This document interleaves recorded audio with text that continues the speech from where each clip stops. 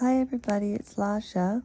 I just wanted to go through Prince Harry, who was on Stephen Colbert a little over a year ago and around that time frame. I'm going by absolute memory here. So Harry walks up to the stage and the crowd goes wild. It's Stephen Colbert. Everybody's clapping, and Harry said to Stephen Colbert under his breath, "Is this the chair? And is this the chair for the spare?"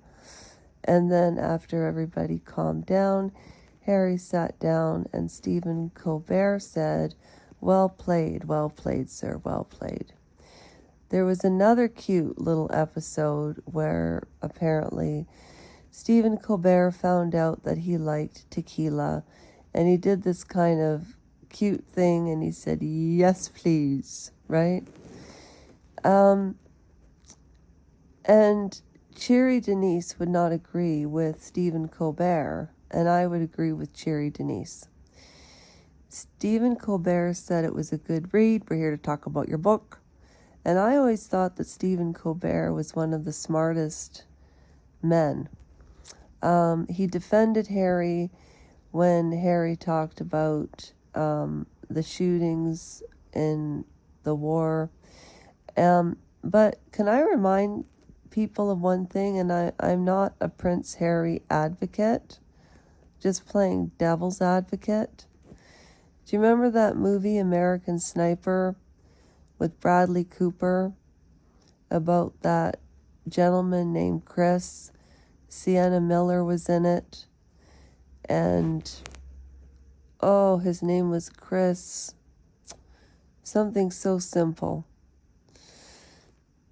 And at the beginning of the movie, the father said to the son in the movie, Chris, who is played by Bradley Cooper, "There are 3 types of people in this world: lambs, border collies, and wolves."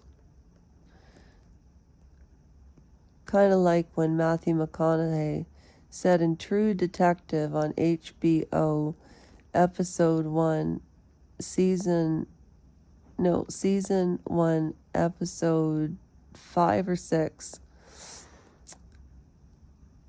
Woody Harrelson looks at Matthew McConaughey's character and says, "Rust, do you think you're a good man?" He said, "You need bad men to keep the real bad men away," which is sort of like a border collie, a sheep,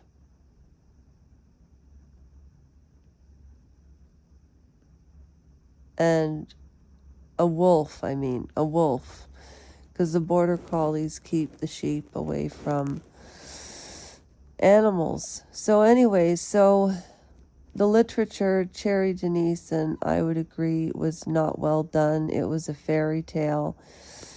But Harry, when he was talking, he really does believe. But yet he does defend the monarchy. Because at one point, Stephen Colbert said, "Is it because of the grey firm, or the firm pushing back, as it were, from the palace?" And he said, well, they've had their chance to tell their story, which I think he meant don't complain, never explain, never explain, never complain. And in Harry's simple mind, in his head, this photography thing and this free speech thing, like, he's really seriously thinks that he's doing something good.